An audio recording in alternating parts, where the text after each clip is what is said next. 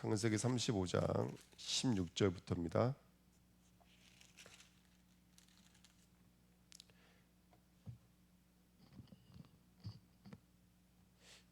16절부터 우리 22절까지 읽겠습니다. 창세기 35장 16절부터 22절입니다. 그들이 베델에서 길을 떠나 에브라스에 이르기까지 얼마간 거리를 둔 곳에서 라헬이 해산하게 되어 심히 고생하여 그가 난산할 즈음에 산파가 그에게 이르되 두려워하지 말라. 지금 내가 또 등남하니라 하매 그가 죽게 되어 그의 혼이 떠나려 할 때 아들의 이름을 베논이라 불렀으나 그의 아버지는 그를 베냐민이라 불렀더라. 라헬이 죽음에 에브랏 곧 베들레헴 길에 장사되었고 야곱이 라헬의 묘에 비를 세웠더니 지금까지 라헬의 묘비라 일컫더라. 이스라엘이 다시 길을 떠나 에델 망대를 지나 장막을 쳤더라. 이스라엘이 그 땅에 거주할 때 르우벤이 가서 그 아버지의 첫 비라와 동침을 하매 이스라엘이 이를 들었더라. 야곱의 아들은 12이라. 아멘. 하나님 감사합니다. 이 새벽에도 우리에게 말씀을 주시고 그 말씀으로 당신과 교제하며 당신의 사랑을 얻으며 정말로 오늘도 이 험난한 여정 속에 믿음으로 나아가는 복된 시간 되어지도록 주의 성령의 충만함으로 역사하여 주옵소서. 감사드리며 예수 그리스도의 이름으로 기도하옵나이다. 아멘. 오늘 우리가 그 라헬에 대한 얘기를 잠깐 해보려고 합니다. 그래서 말씀 제목은 베냐민이 되는 은혜입니다. 이 베냐민이 베냐민 되어질 때에는 중요한 어떤 사람이 있었습니다. 그게 누구냐면 라헬입니다. 라헬을 통해서 이 땅에 베냐민이 출생을 했고 그 12아들 막내 아들이 나오게 되고 이를 통해서 12아들이 완성이 되어지는 시간표인데요. 라헬은 베논이로 불렀지만 야곱은 다시 그 이름을 베냐민으로 불렀습니다. 이를 통해서 하나님 우리에게 어떤 말씀을 주시길 원하시는지 오늘 이 새벽에 우리 마음에 담았으면 좋겠습니다. 1번 보시면 라헬은 자격과 조건이 없는 인생입니다. 18절에 보시면 그가 죽게 되어 그의 혼이 떠나려 할 때 아들의 이름을 베논이라 불렀더라. 지금 이게 영적인 상태입니다. 그러니까 라헬의 영적인 상태는 지금 이 베논이란 뜻이 슬픔의 아들이란 뜻인데요. 내 인생은 간단히 말하면 슬픔입니다. 나는 슬픔을 낳았습니다 라는 의미입니다. 그러니까 이 라헬은 자기의 인생을 슬픔의 인생을 살았던 거예요. 왜 슬픔의 인생을 살았나 이렇게 돌아보니까 세 번째 보시면 평생을 누구를 질투하는 여인으로 살았냐면 레아를 질투하는 여인으로 살아요. 왜냐하면 레아는 너무 아들을 잘 낳았거든요. 야곱의 사랑을 받지 못하는 총애가 없는 여자였지만 그럼에도 불구하고 아들을 낳았어요. 그러니까 이스라엘 사람들에게 있어서 아들을 낳았다라는 것은 사실은 모든 것을 가진 여자거든요. 근데 거기에 비해서 라헬은 아들을 낳지 못했고 마지막 둘째 아들 낳으면서도 죽었기 때문에 라헬은 그 인생 자체가 아들을 낳지 못하는 슬픔의 아들. 그래서 늘 레아를 질투할 수밖에 없고 또 드라빔을 훔친 우상 숭배자였습니다. 그래서 아버지에게 가지고 있었던 드라빔을 훔친 우상 숭배자였고 특별히 자신의 유익을 위해서 누구도 속인 자였냐면 아버지도 속인 자였어요. 그래서 낙타 안장 밑에 드라빔을 숨겨놓고 내가 일어나서 아버지를 영접할 수가 없습니다 라면서 거짓말했던 여자이기도 했습니다. 그런 라헬이 어떻게 해서 이스라엘의 어머니라는 명칭을 얻게 되었을까요? 아무리 둘러봐도 라헬이 이스라엘의 어머니라는 명칭을 얻을 만한 그런 흔적을 볼 수가 없어요. 근데 딱 한 가지 근거가 있어요. 그게 뭐냐면 한 가지가 있는데요. 그게 바로 라헬이 이스라엘의 어머니라고 칭함을 받을 수 있었던 것은 뭐냐면 바로 야곱의 사랑이 있었기 때문인 줄 믿습니다. 그래서 성경에 보면은 야곱이 일방적으로 누구를 사랑하냐면 라헬을 사랑하죠. 이게 바로 라헬이 이스라엘의 어머니가 됐던 어떤 근거라고 할 수 있을 것 같아요.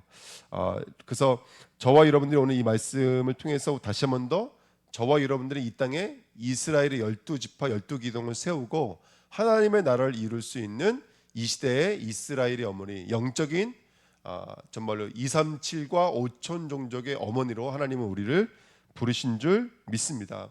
근데 이런 사랑을 이런 이 엄청난 증거를 가진 만한 근거가 뭐냐면 예수 그리스도가 우리를 사랑하시기 때문이라는 거예요. 그래서 저와 여러분들은 이 말씀 깊이 묵상하시기를 부탁드립니다.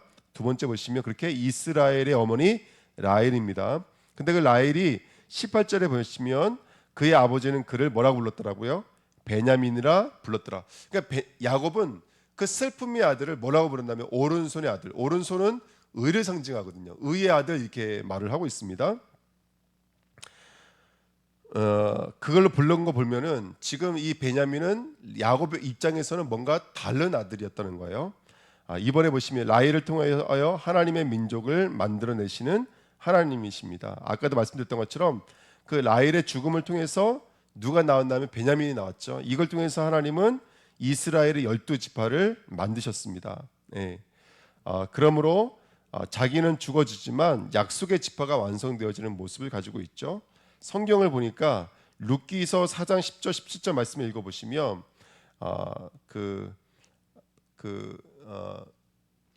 룻이라고 하는 여자는 이방 여자고 남편이 죽어요. 모압 땅에서 남편이 죽습니다. 더 이상은 기업을 물을 수 있는 아들을 낳을 수 있는 상황이 아닌데 누구를 통해서 아들을 낳냐면 사촌을 통해서 보아스를 통해서 정말로 아들을 낳는 장면이 나옵니다. 그래서 뭐라고 말씀하시냐면 이렇게 말을 해요. 여호와께서 내 집에 들어가는 여인으로 이스라엘의 집을 세운 라헬과 레아 두 사람 같게 하시고 이렇게 써 있습니다. 그러니까 지금 보아스랑 룻이 만나서 아들을 낳음으로 말미암아 이 아들은 꼭 그 라헬이 야곱을 만나서 아들을 낳았던 것처럼 그렇게 하나님이 12지파를 만드실 거라는 거예요. 이스라엘을 만드실 거라는 거예요. 그리고 저 거기 써 있지 않지만 12절에는 여호와께서 이 젊은 여자로 말미암아 내게 상속자를 주사 내 집이 다말이 유다에게 낳아준 베레스의 집과 같게 하시기를 원하노라 하니라 그랬습니다. 이제 38장 우리가 다음 주에는 배우게 될 텐데 그 38장의 이야기를 통해서도 그 이야기는 바로 하나님의 사랑, 예수 그리스도의 사랑을 받은 저와 여러분들이 진정한 이스라엘의 어머니, 진정한 열매를 맺는 하나님의 사람이 될 것이다. 그래서 슬픔의 아들이 아니라 저와 여러분들이 그런 과정들을 통해서 우리가 부인되어지는 과정을 통해서는 결국 정말로 오른손 의의 아들을 낳게 되어지는 그 자리로 나갈 것이라는 말씀의 이런 내용들을 우리가 들여다볼 수가 있습니다. 뿐만 아니죠. 예레미야 31장 15절 17절에도 여호와께서 이와 같이 말씀하시니라 라마에서 슬퍼하며 통곡하는 소리가 들리니 라헬이 그 자식 때문에 애곡하는 것이라 그가 자식이 없어져서 위로받기를 거절하는도다. 여호와께서 이와 같이 말씀하시니라 내 울음소리와 내 눈물을 멈추어라. 내 일에 삭슬 받을 것인즉 그들이 그의 대적의 땅에서 돌아오리라. 여호와의 말씀이니라 너의 장래에 소망이 있을 것이라. 너의 자녀가 자기들의 지경으로 돌아오리라. 여호와의 말씀이니라. 아멘. 자, 이스라엘이 바벨론에 끌려갔다가 포로로 끌려갔다가 그렇지만 남은 자들은 나중엔 돌아온다. 근데 뭘 인용하고 있냐면 라헬이 정말 베들레헴에서 라마에서 슬퍼하며 통곡하는 소리가 땅에서 들린다 이렇게 이 말씀을 인용하고 있죠. 물론 라헬은 죽었지만 라헬은 이스라엘의 어머니거든요. 그러니까 시간이 지난 그 후손들도 이스라엘의 어머니를 라헬로 기억하고 있는 거예요. 그래서 라헬을 인용해서 지금 이스라엘이 겪고 있는 이 바빌론 포로로 끌려가는 이 아픔을 라헬을 이용해서 말을 하고 있는 거예요. 하지만 라헬의 어머니가 눈물을 흘릴 만큼 이스라엘은 지금 어려운 속에 있지만 그렇지만 남은 후손들은 베냐민은 돌아오게 된다. 이런 메시지가 함의되어져 있는 것이고요. 마태복음 2장 16절 18절에도 이에 헤롯이 박사들에게 속은 줄을 알고 심히 노하여 사람들을 보내어 베들레헴과 그 모든 지경 안에 있는 산의 아이들을 박사들에게 자세히 알아본 그때를 기준하여 2살부터 그 아래로 다 죽이니 이에 선지자 예레미야를 통하여 말씀하신 바 라마에서 슬퍼하며 크게 통곡하는 소리가 들리니 라헬이 그 자식을 위하여 애곡하는 것이라 그가 자식이 없으므로 위로받기를 거절하였도다 함이 이루어졌느니라. 네. 라헬은 너무나 슬퍼했지만 마태복음에 보니까 예수님이 오셨을 때 사나이들이 죽는 일들이 일어났거든요. 그런데도 이 라헬의 일들을 인용함으로 말미암아 그렇지만 슬퍼하지 말라는 거예요. 왜? 그렇지만 예수 그리스도가 오셔서 이 슬픔을 뭘로 바꾸실 것이다? 오른손의 아들 의로 바꿀 것이다 라고 말을 하고 있는 장면입니다. 그러니까 라헬은 죽었지만 남은 자들은 돌아왔고요. 라헬은 죽었지만 누가 오시는 거예요? 거기서 그 베들레헴에서 그 라마에서 예수 그리스도가 오시는 것을 우리는 엿볼 수가 있습니다. 그렇게 베노니 슬픔의 아들을 뭘로 만드시는 하나님의 사랑이라면 베냐민 오른손의 아들로 만드시는 하나님의 사랑이 지금 누구에게 나타나져 있냐면 슬픔의 여자 라헬에게 임하여져 있습니다. 그러니까 오늘 이 슬픔의 여자는 우리를 상징하는 거죠. 이 땅을 살아갈 때 우리는 곧 무장을 해자한 사람들 같아서 온갖 그 어떤 슬픔과 고난과 문제들을 온몸으로 맞닥뜨리거든요. 때로는 힘들고 어려울 수 있습니다. 하지만 저와 여러분들 꼭 기억해야 될 것은 뭐냐면 저와 여러분들이 오늘의 문제 아픔이 문제로 끝나지 않습니다. 그것은 오른손의 아들 그리스도가 출생되어지고 그리스도가 선포되어지고 그리스도가 증거되어지는 것으로 규율되어지는 자리까지 저와 여러분들은 나가게 되는 줄 믿습니다. 오늘 이 말씀을 언약으로 붙잡으시는 저와 여러분 되시기를 예수님의 이름으로 부탁드립니다. 3번입니다. 그래서 그리스도를 통한 하나님의 사랑인데요. 야곱의 사랑이 곧 보아스의 사랑이요 그리스도의 사랑이죠. 그렇게 그 예수 그리스도의 사랑을 받은 저와 여러분들 통해서 언약의 개별 속으로 들어가는 유일한 방법은 이미 이루어져 있는 줄 믿습니다. 그래서 완전한 저주와 심판과 죽음 안에 있는 나를 택하신 신랑 되신 예수 그리스도를 오늘도 전적으로 의지하시는 저와 여러분 되시기를 축원드립니다. 사라도 리브가도 라헬도 다들 아들을 낳지 못하는 여자들이었어요. 하지만 그들을 통해서 하나님은 약속의 후손을 출생시키십니다. 여러분 아시겠지만 나중에 그 라헬을 통해서 나온 요셉의 아들 베냐민과 그다음에 요셉의 아들 에브라임과 그다음에 라헬의 둘째 아들 베냐민은 이스라엘의 중추 지파입니다. 가장 큰 지파예요. 그런 하나님의 은혜를 입은 줄 믿습니다. 그래서 신자의 가장 큰 축복은 뭐냐면 그래서 그 그리스도 예수 안에서 우리 것들이 부인되어지는 것인 줄 믿습니다. 오늘 그 하나님의 사랑을 얻으시기를 예수님의 이름으로 부탁드립니다. 자, 네 번째입니다. 하나님은 우리가 연약하고 모자람에도 불구하고 우리와 함께 일하시기를 기뻐하십니다. 자, 저와 여러분들이 오늘도 우리는 눈물을 흘릴 수밖에 없고 여러 가지 어려움 속에 있지만 그런 하나님은 우리와 일하기를 원하시는 줄 믿습니다. 빌립보서 2장 13절 너희 안에 행하시는 이는 하나님이시니 누가 행하신다고요? 하나님이 행하신다고요. 행하시는 이는 하나님이시니 자기의 기쁘신 뜻을 위하여 너희에게 소원을 두고 행하게 하시나니. 그러니까 하나님은 일하실 때 하나님의 기적과 역사를 통해서 일하시는 법이 없어요. 저와 여러분을 통해서 일하십니다. 그러니까 우리 주은혜교회도 한 발자국 한 발자국 누가 일하실 거라면 저와 여러분들 통해서 하나님이 일하실 거예요. 사람을 통해서 일하십니다. 사람을 통해서. 고린도전서 3장 9절에도 우리는 하나님의 뭐예요? 동역자요 너희는 하나님의 밭이요 하나님의 집이니라. 열매를 맺으시려면 하나님은 우리를 쓰셔야 돼요.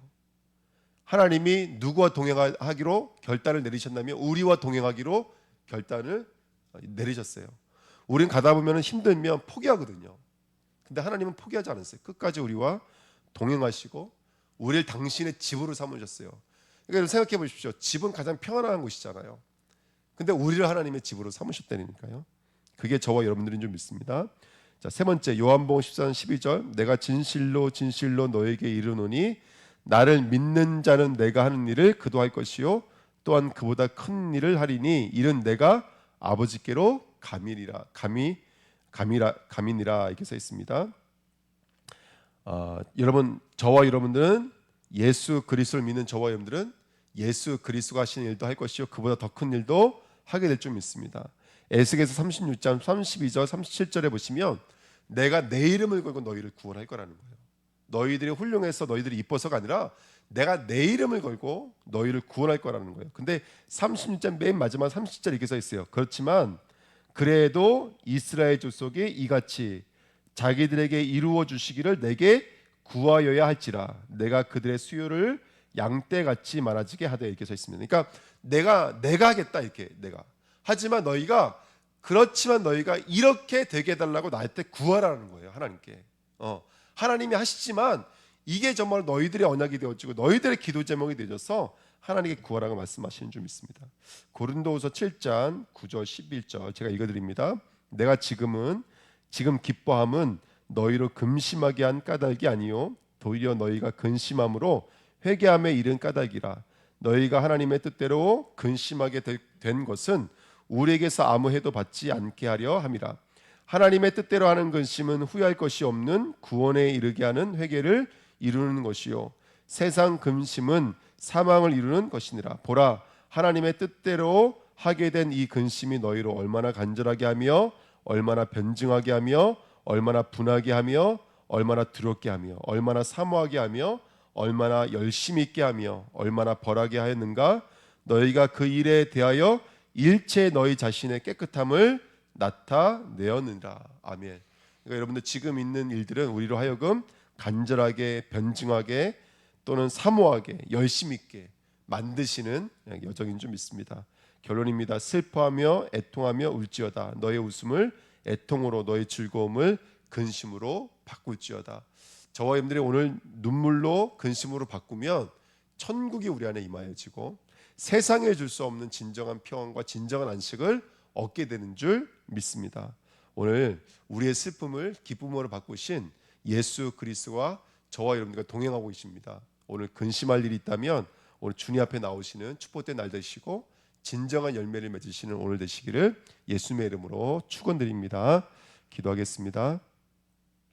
하나님 아버지 감사드립니다. 오늘 귀한 말씀을 통해서 다시 한 번 더 우리에게 주시는 하나님의 언약을 회복할 수 있도록 인도해 주시니 감사드립니다. 약속의 말씀을 따라 오늘 내게 준 이 복음의 여정을 가지고 믿음으로 승리하며 베냐민을 낳는 그 은혜의 자리로 나아가는 주의 백성들로 쓰임 받도록 축복하여 주옵소서. 우리는 모두가 라헬입니다. 우리는 하나님의 일방적인 사랑을 받은 자인 줄 믿습니다. 그 사랑으로 내게 역사해 주셔서 오늘도 베냐민을 낳는 축복된 시간표로 이어지도록 역사해 주옵소서. 감사드리며 예수 그리스도의 이름으로 기도하옵나이다. 아멘.